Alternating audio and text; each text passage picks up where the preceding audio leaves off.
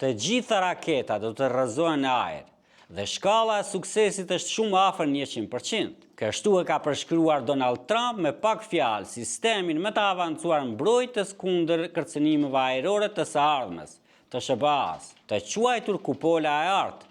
Bëhet fjalë për një sistem që do të përbëhet nga teknologji të gjeneratës së ardhshme në tokë, det dhe hapësirë, duke përfshirë senzor dhe interceptor me bazë në hapësirë. Trump njoftoi se do të ketë një investim fillestar prej 25 miliard dollarësh, me një kosto totale që pritet të arrijë deri në 175 miliard dollar gjatë viteve në vijim. Por disa vlerësime flasin për kosto që mund të kalojë 500 miliard dollar në 2 dekada.